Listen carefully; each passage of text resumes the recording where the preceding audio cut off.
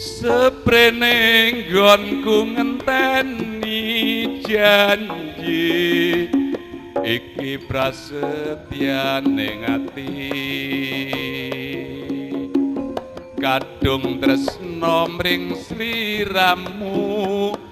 duh wong ayu ra eling dina lan wektu ing ati katon ra bisa ilang saya suwe saya ra karuan amung tansah angengadang aku samar yen sliramu ra kelingan cahayu ta anti-anti jo pikir semoyo wae aku tresno karo kowe teganing atimu tansah gawe gelo iki ra prayoga aku ora bakal mundur aku ora bakal mlayu yen durung nyanding sliramu ukuraning tresna duntu bondo nanging lungiting asmara yeah.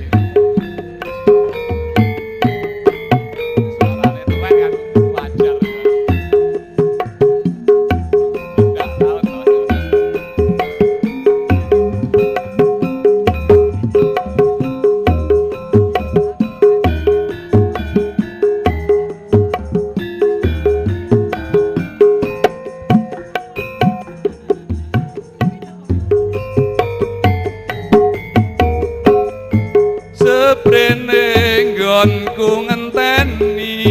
janji iki prasetyaning ati kadung tresna mring sliramu duh wong ayu ra eling dina lan wektu ing ati katon ra bisa ilang saya suwe saya ra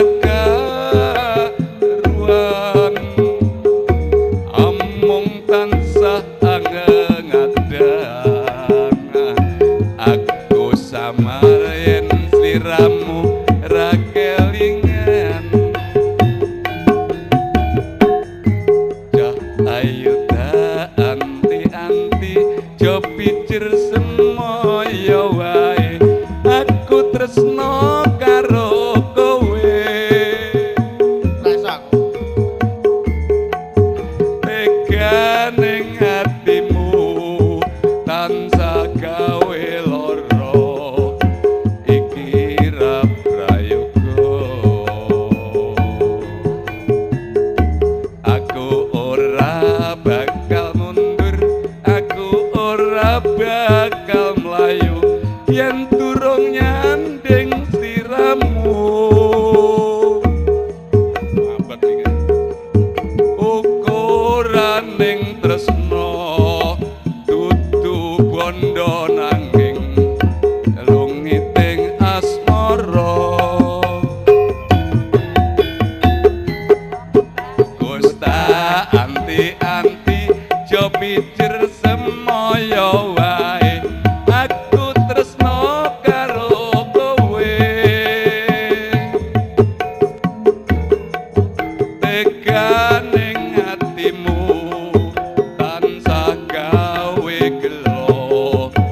iki ra prayoga aku ora bakal mundur aku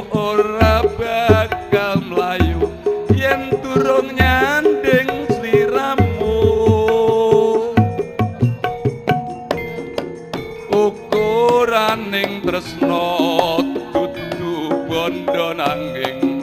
lungiting asmara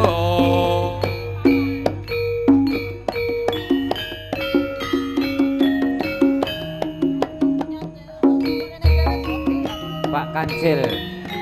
Monggo Mas Kancil.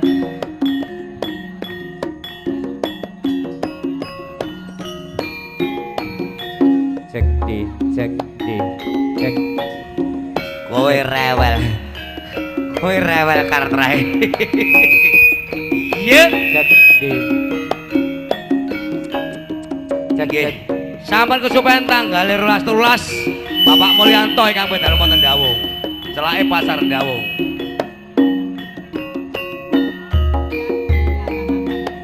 Cek. Ayo.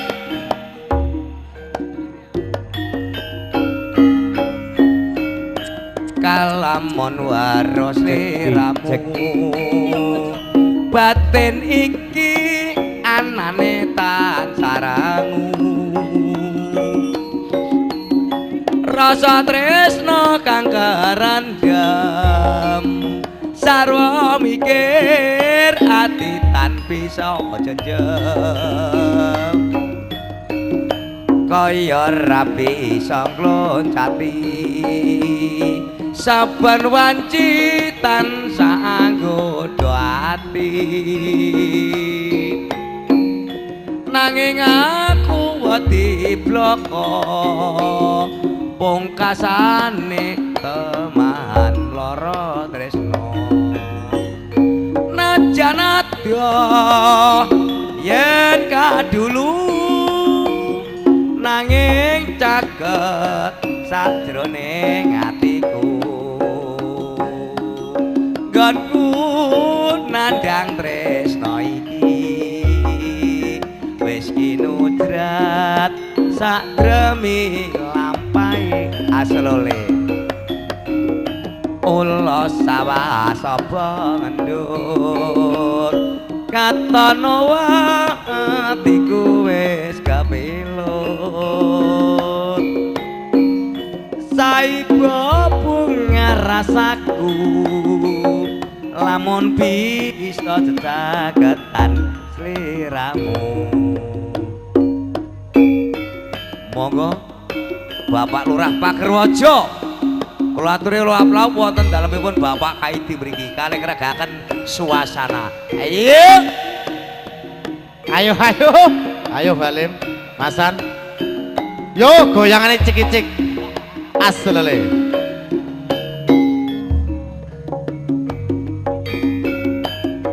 di sini di sumber benda ini ingin ku tuliskan surat untukmu biar engkau mengerti perjalanan hidupku di dalam menggapai cita-cita rintangan yang datang silih berganti pedih perih mencekam menusuki aku mengharap selalu doa suci darimu duhai kasih tambatan hatiku ku kenang lagi saat menjelang perpisahan kau menangis di pangkuanku begitu tulus akan cinta kasihku semakin pilu aku mengenangmu monggo ingkang badhe nyekar aja lali Bapak Toyo Sumber Dadap Tayupan Saksiang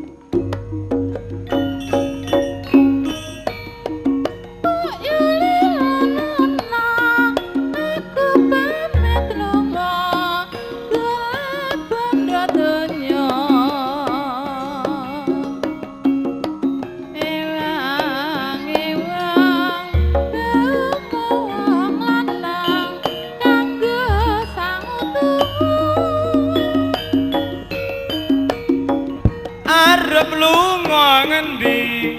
aku ora lilo kowe aja nekat aja maksa timbang kowe lunga luwung urip mlarat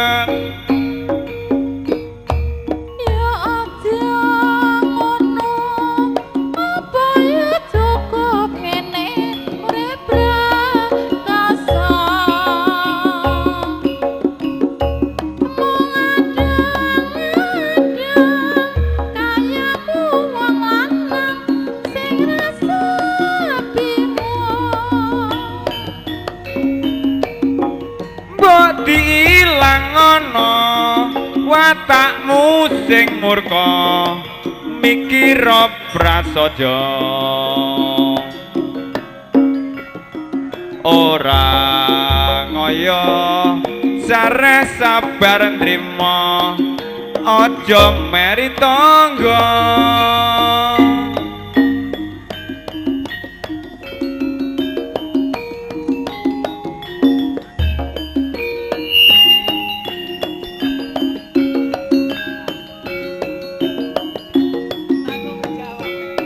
Iki Mas Haji.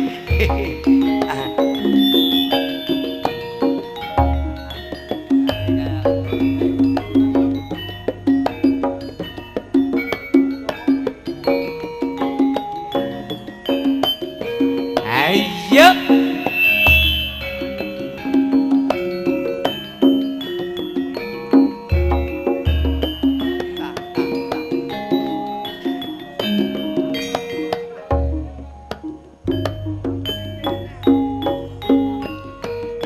Mlebat ana sampiran klambi sing tok weneke kae minangka wujud taline sing tresnamu utuh nganti seprene pancen mung wujud klambine memangnya kok dinuwang musra najan wis luas bathike nanging isih tansah tak upakara klambi bathik warna kuning minangka pratandha yakti prasetyamu marang aku sing tok ugemi tumeka saiki aslole mlebat kang awe-awe klambimu ning sampiran kae sumendal atiku nyawang kaya kowe ana sandinge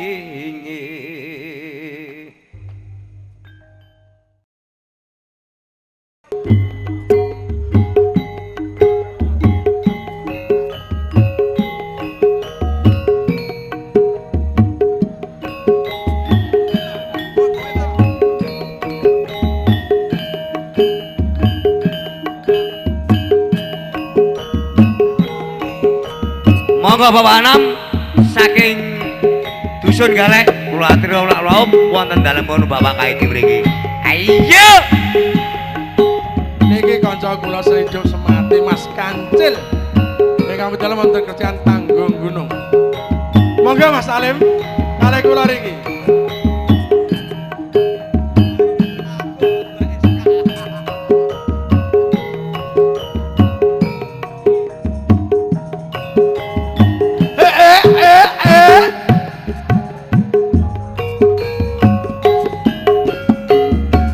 Sapa sing ora kedanan mripate blalak-blalak ngawe-ngawe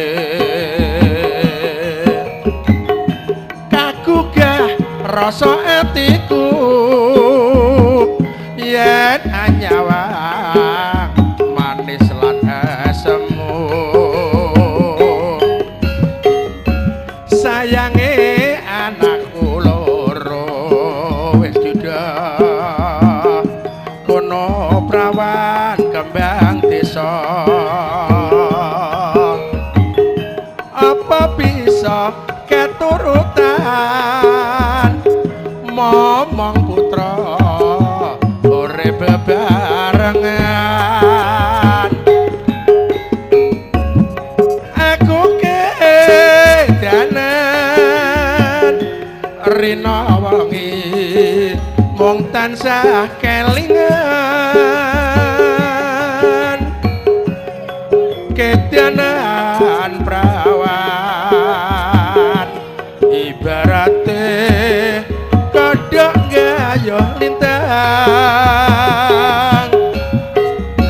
tak rewangi pati geni pamriye karaben lulo atine aku ora bakal lali mung sliramu kanyo tak tresnani sumangga ingkang nawi sampur kula aturi enggal jeneng bapak-bapak ngoten Pak karepe ati nggih nggih sampun suwan tanggal 12 Bapak Mulyanto bayani ngapunten dawuh celakipun pasar dawuh ayo Mas Haji ono asik asik asik sapa sing norake danan mripate blalak blalak ngawe ngawe anggugah ati lanangku yen anyawang luase lakumu sayange wis duwe bojo aku prawan kono dudo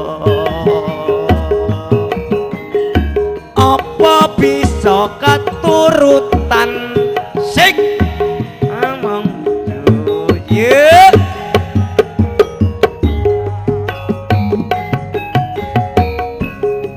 aku kedanan rina wengi mung tansah kelingan kedanan perawan ibarate kodhok gayuh lintang tak rewangi pati geni kapriye karepen lulo atine aku ora bakal rabi yen sliramu asik-asik so monggo Mas Haji ayo inayah iki Bapak Saji saking Sidoarjo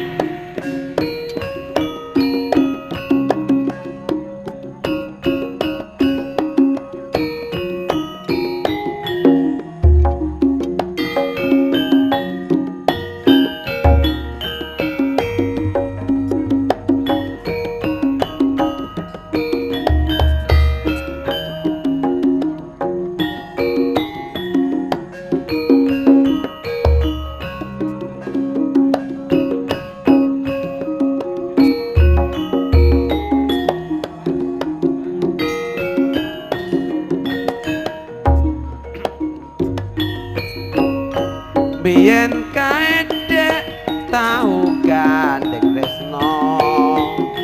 aku kowe nalika sik muda reruntungan jamane semono bebasane tan kena dipisahno nanging wong tuwa ra ngeparengake yen pinesti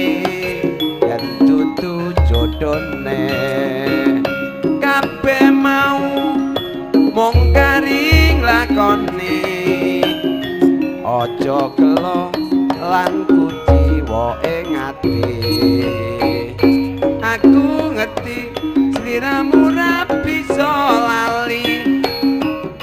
yen kelingan prasetya sumpah lan janji kabeh mau dadi kodrating Gusti nyatane ra bisa urip nyawiji andum samete manjing seduluran tresno biyen wis dadi kenangan yen wis bubur ra bakal dadi sego aku kowe wis rengko bale wis mo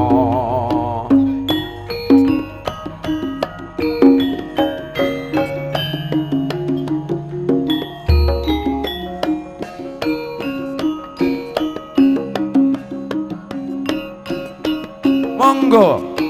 Bapak Bayan Yeses tanggale malam 28 malam 29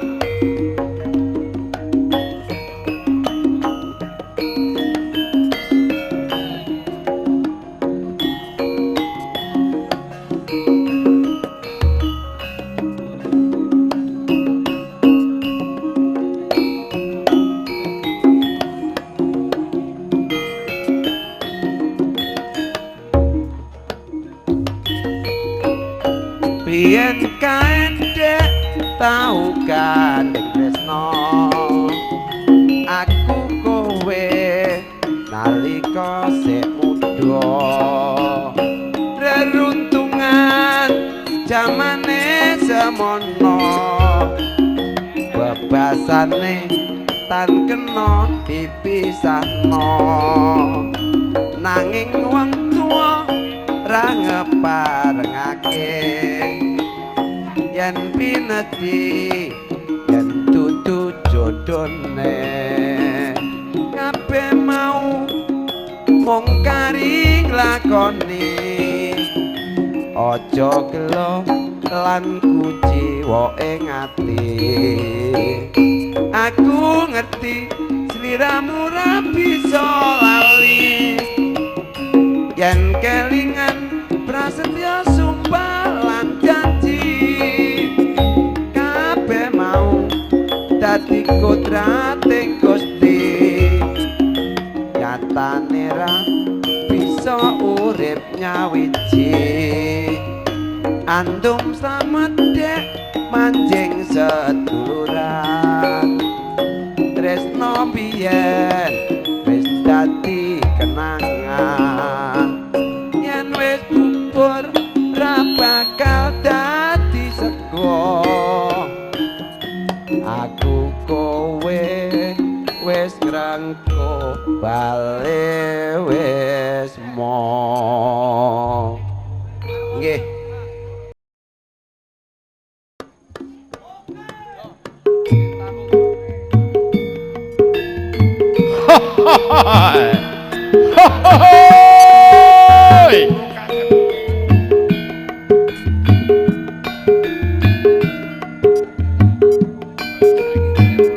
sampun rata sopen tanggalipun 6 wulanipun ugi wulan 6 dateng telepon Made Sairen Bujang Lamban dulur cintaku sekonyong-konyong kodya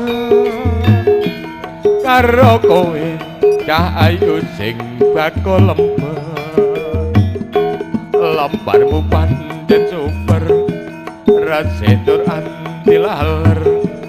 yen ra petuk satino neng sirang liya cintaku de sekonyong-konyong kodya paribasan dorong temok wani panjang modal bensin selintar motor kota tedater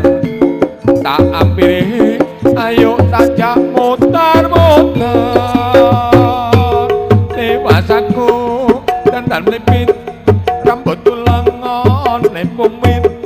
malah kowe lo ngobleng cingo rapa min bertemu lama kan ku mikir neng awak ngantar rosa nyoba jero sing tak pikir jebule kaya ngono kambang jambu nggrek timbangan ulan cintaku saka nyokot-nyokotnya ular keket lakune kloket wala jambang bayik jabol aku kena pelet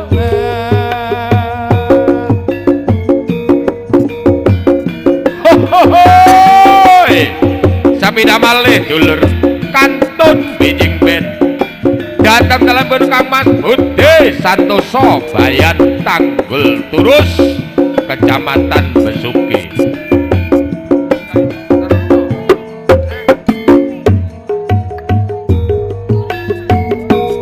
cintaku sakonyong-konyong karo kowe cah ayu sing bakul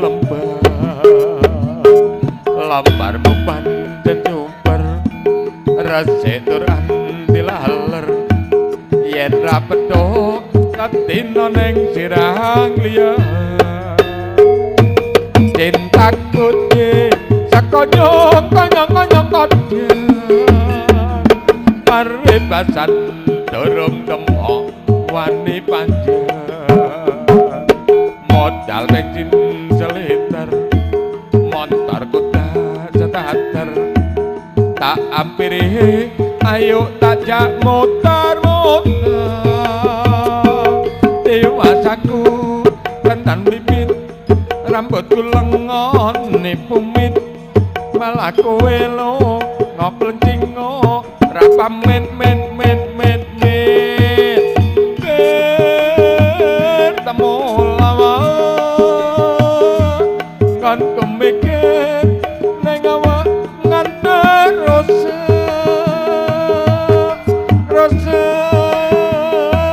nyoba jero sing tak pikir ya boleh kaya ngono kambang jambu kagrak timbangan ular cintaku saka nyokot-nyokotnya ular keket mlakune kloket wala jabang bayik jabol aku kena pelet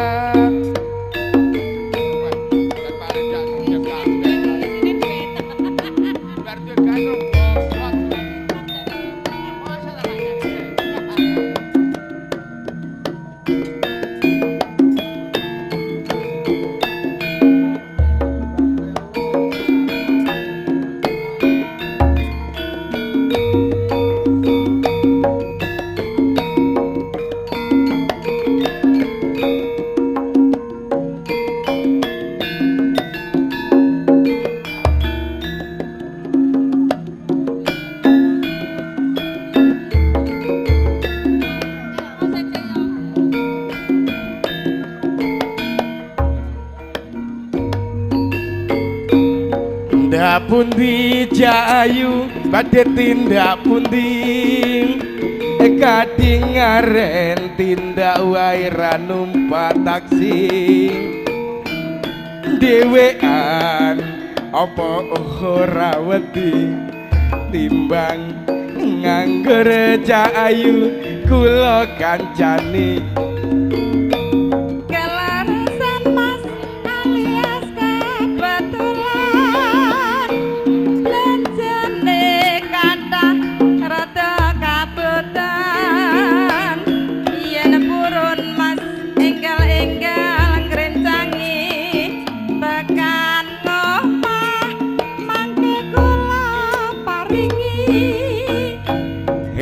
Dobel wong legan golek momongan niki blonjo napa Mbak Yu badhe tindakan Kelo Mas sampean ampun kuciwa kula randa anyar anake lima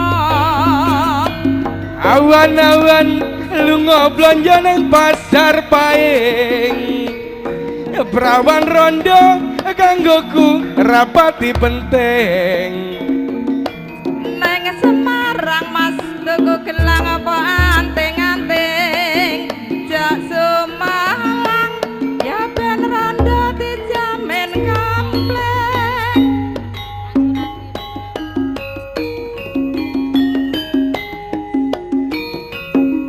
Katur dhumateng bos kula nih Pak Saji sarombongan Pak Carik Gamping sarombongan saha Pak Taman ingkang kondang Pak Yulianto ingkang tanggalipun kalih Pak Budi Wayan Turus tanggalipun setunggal ampun ngantos kesupen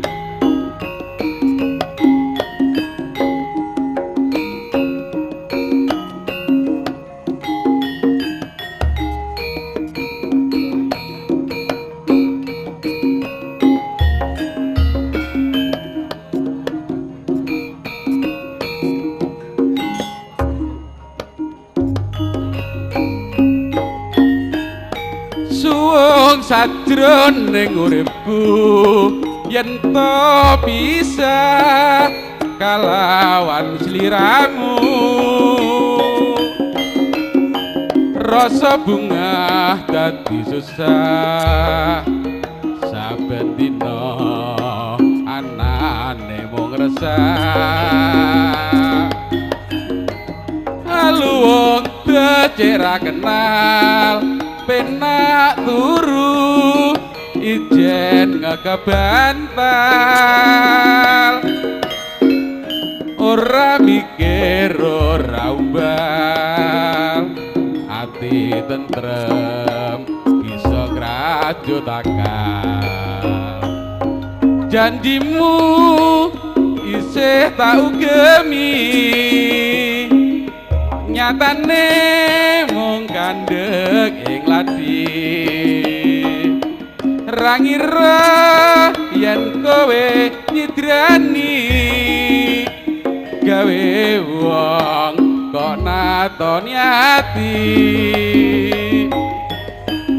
ya mung siji panyuwunku yang lalekne gedene sumpahmu aku eling prasetyamu ning nyatane kabeh janji palsu janjimu isih tau gemi nyatane mung kandhek ing ladi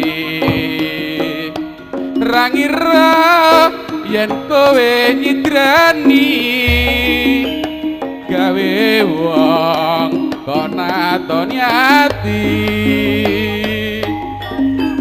ya mung siji panyuwunku yang lalekne gedene sumpahmu aku eling prasetyamu ning nyatane kabeh janji palsu Iki nuwun sewu Duh wong ayu iki lho Bayan Turus nyanyine do wong ayu pepujane ngati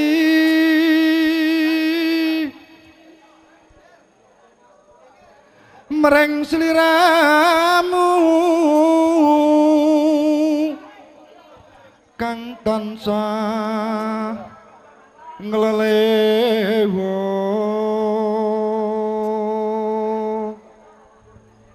ayo mas ditindingi sing penak rina kelawan ngene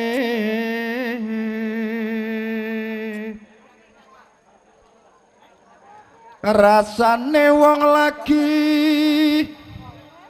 gandrung amung eling sira wong manis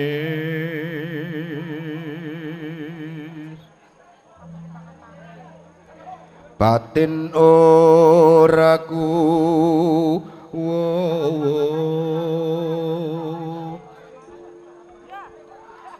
nandang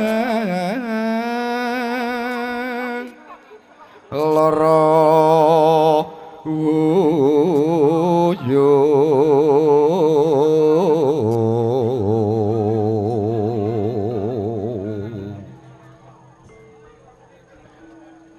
enggal paring usada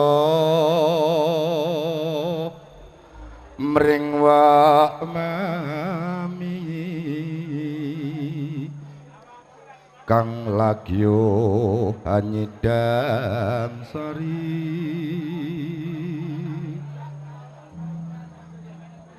uga nandang as mara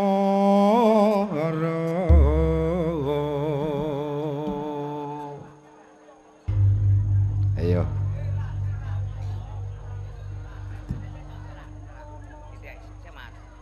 nggih nuwun sewu Bapak Kaidi sak kanca sedaya ingkang rawuh wonten Bapak Kaidi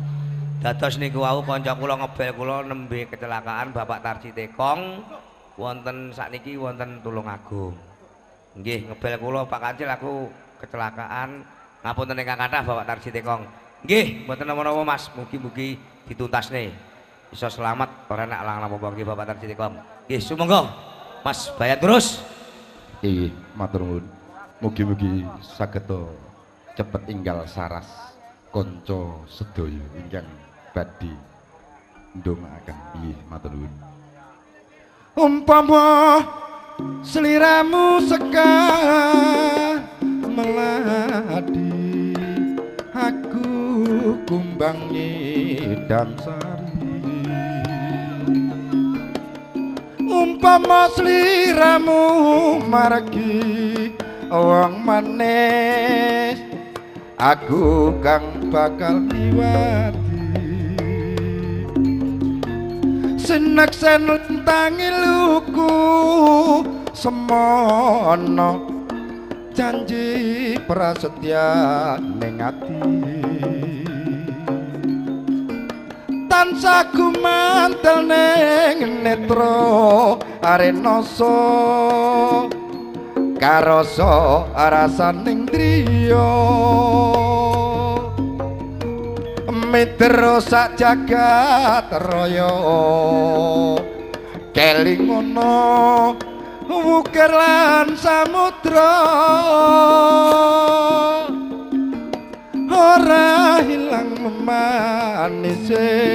aduh dadi ati selawase nalikane ra ing dalu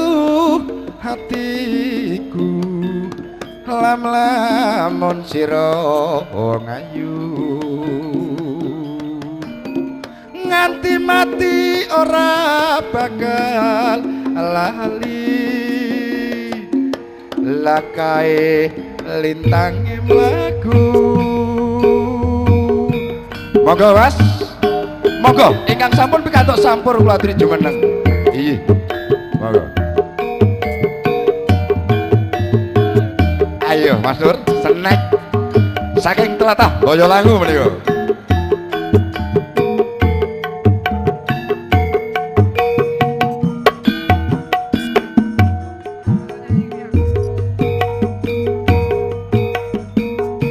umpama sliramu sekar melati aku kumbang ngidam sari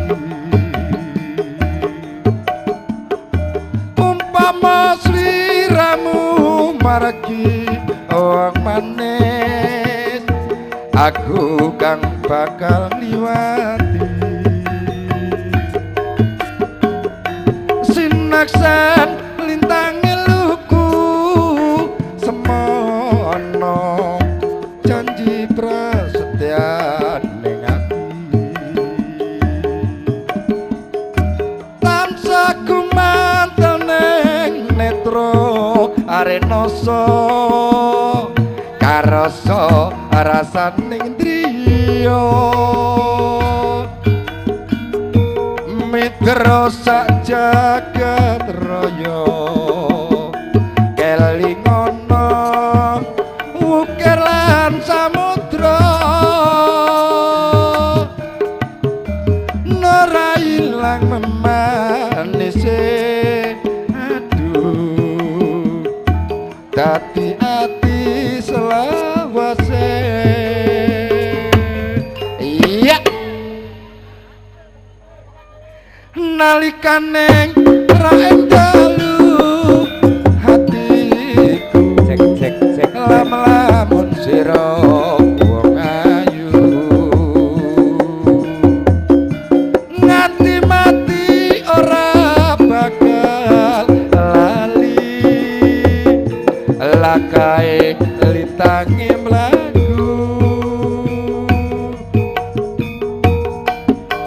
Monggo ingkang pikantuk sampur kula aturi enggal jumeneng.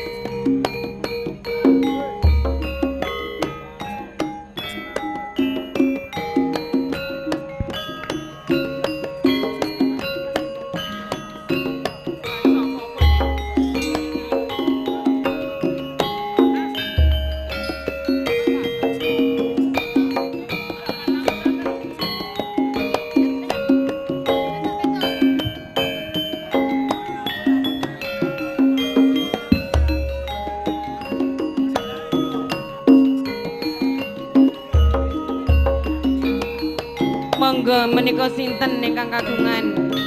pecok.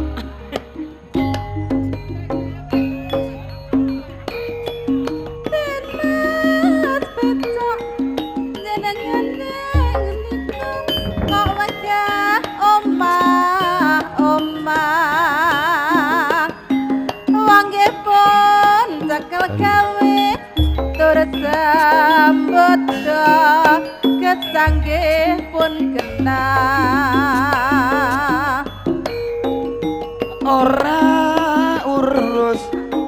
aku yo ngene iki sik ben tutuk senengku omah-omah ki angel apa meneh oleh bojo ayu Gek nopo to angele awang dika kecukupan kangge taksih semalang aku mung wedi nek dijaluki wedya sing regane larang den mas becak jenengane ngendika kok kaya wong rabutuh enek kula ndika rapi kula sago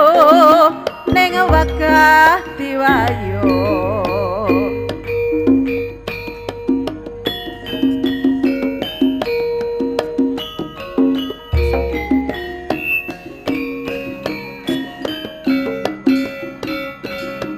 Duet karo sinden kondang kaya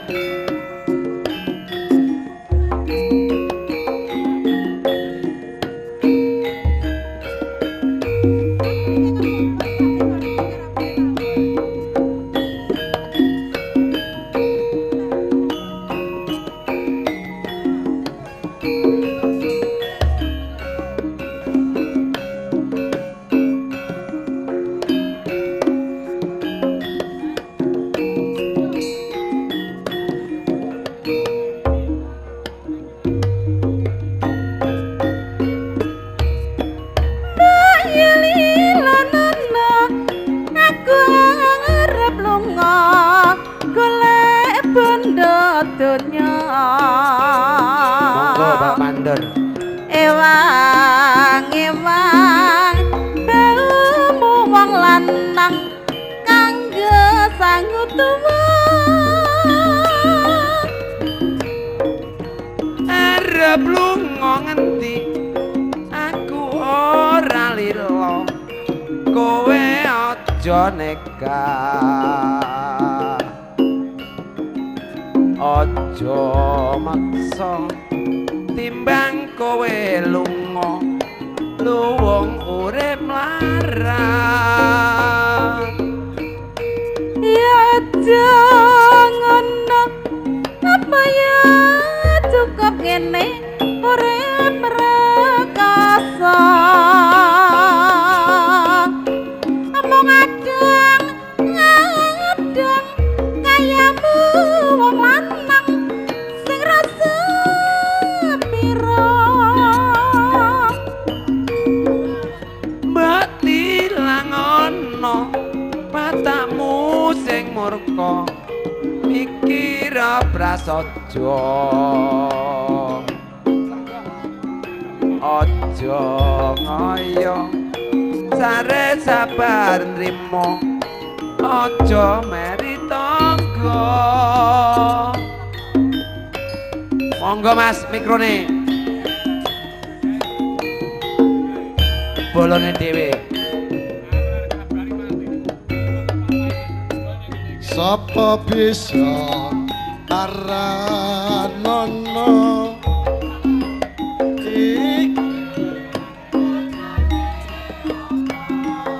aduh enak rasane lagi kore tenolang kelapa abang ijo warnane saka pohon nyatane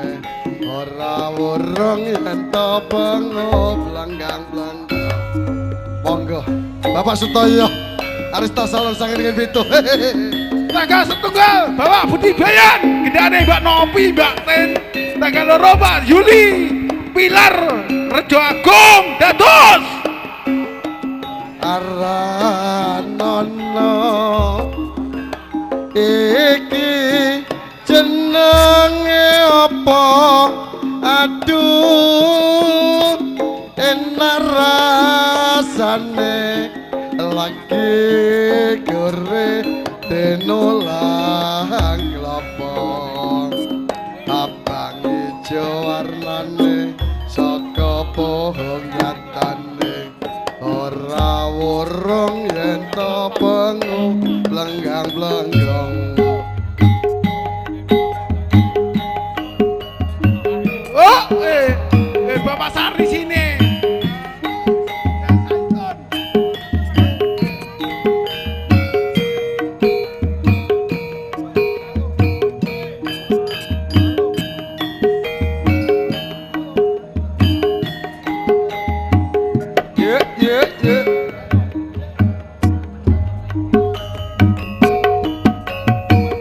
Abang ijo neng prapatan opo dik Kowe jenenge setopan putih-putih neng kuburan opo dik Kowe jenenge pojokan abang-abang rako tangan opo dik Kowe jenenge rambutan Ona rasa rungan opo dik Kowe jenenge kantongan gondal gandul warna-warna ya dik ya iki jambu iki nangka Kandel-kandel pancen nikmat ya Mas ya ana terang ana tumat gondal gandul ana kuping opo dik Kowe mono anteng-anteng Gondal-gandul sing kok gawa apa Mas iki koncine mbok rondo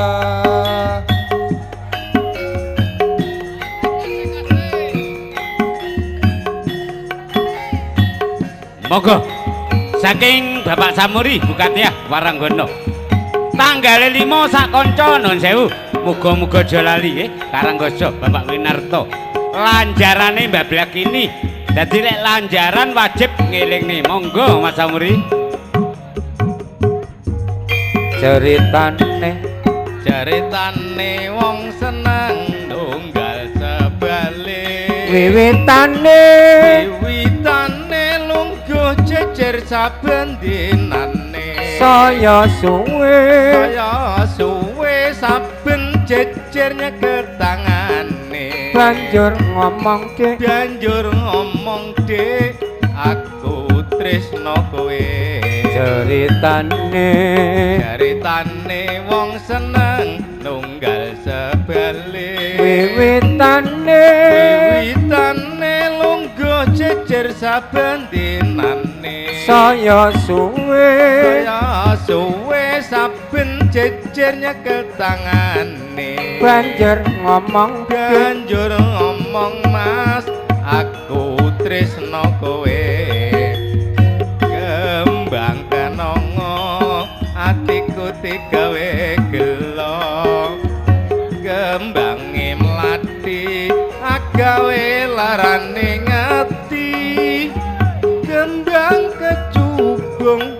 atiku tansaya bingung kembang mawar tresnamu wis kadung bubar mula wong tresna ora kena nggo sembrono ora becik kanggene para wanita kembang rawe iku paribasane timbang rame luwih becik tak tinggalake Monggo Bapak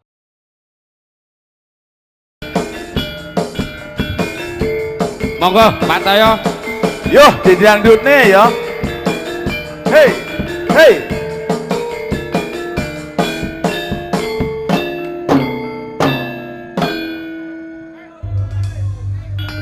Monggo lanjut. Umpama sliramu segar melati, aku kumbangi damsari. Upama sliramu margi wong manes, aku kang bakal liwati. Sineksen lintang eluku semono, janji prasetya ning ati. Tansah kumandhel ing netu rinoso, karasa rasaning griya. Midarasa jagat raya, keling ana ukir lan samudra. Ora ilang memanise, aduh dadi hati sak lawase. Nalika nira ing jaluk hatiku, lam-lamen sira wong ayu. Nganti mati ora bakal lali, lakae lintange mlaku. Monggo sing nyanyi Bapak Toyo kepala desa sing arep diajak tanggal 11 Kabupaten. Monggo Pak Sonar. Monggo Baten.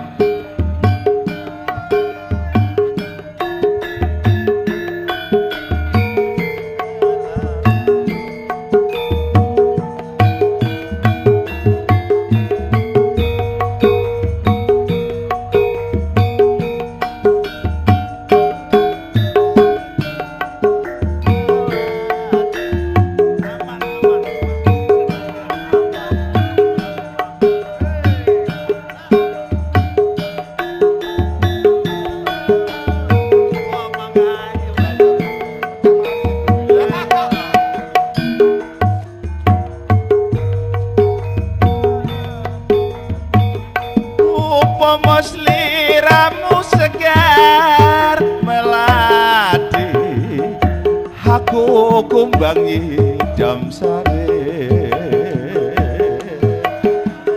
upama sliramu wargi wong ayu,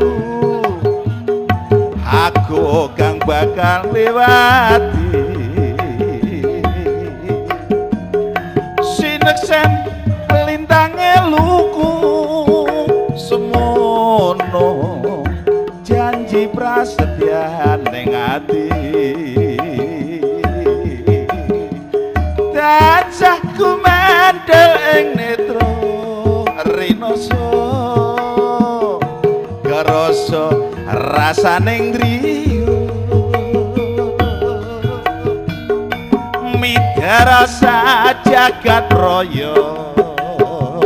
kaling ana ukir lan samudra. Nora ilang memanise, aduh hati-hati sak lawase. Nalika nira ing dalu hatiku, lam-lamun sira wong ayu. Nganti mati ora bakal lali, lakae lintange mlaku.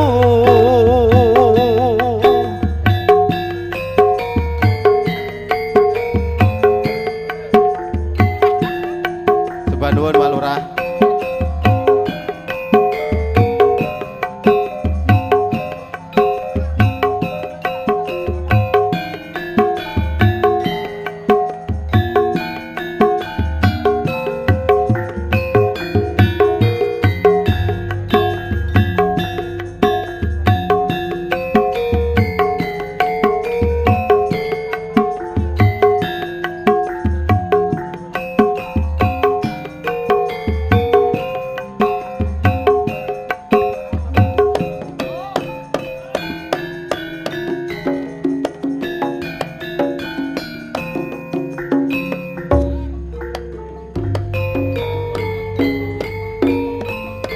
saprene nggonku ngenteni janji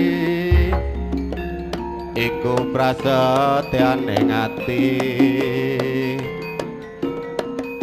kadung tresno mring sliramu duh wong ayu reling dina lan wektu ning ati tansah ra bisa ilang saya suwe saya ra karuan nadyan mung tansah anggadang aku samar yen sliramu ra kelingan wong ayu tak anti-anti jo pijer semoyo wae aku tresno karo kowe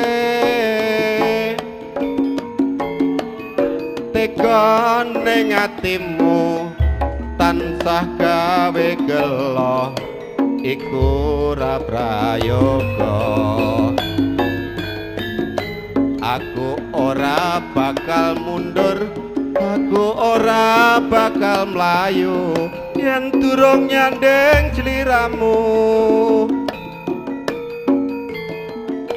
ukuraning tresna dudu bondo nanging lungiting asmara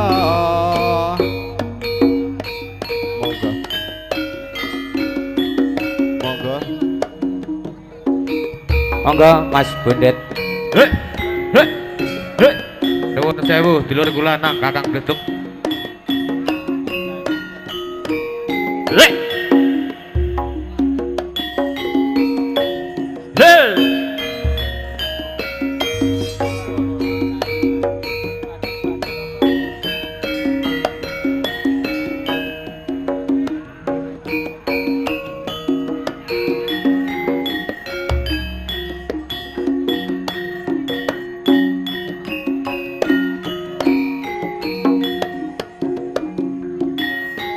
Jack J.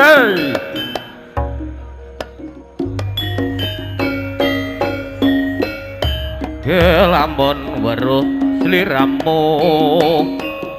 baden iki ananing tansah renyu rasa tresno kang kandhem sarwa mikir hati tan bisa jenjem kaya tan bisa ngucapi saben wanci tansah anggodo ati nanging aku wedi bloko pungkasane temahan loro tresno najan abot yen ketuhuh nanging jaget sajroning atiku konku nandang tresno iki wis kinudrat sadremo nglampahi ulos sawah sapa ngendut tekan omah atiku wis kepelut saibabu ngarasaku lamun bisa kecaketan sliramu najan abot yen ketuhuh nanging jaget sajroning atiku konku nandang tresno iki wis kinudrat sadremo nglampahi ulos sawah sapa ngendut tekan omah atiku wis kepelut saibabu ngarasaku lamun bisa kecaketan sliramu. Matur suwun.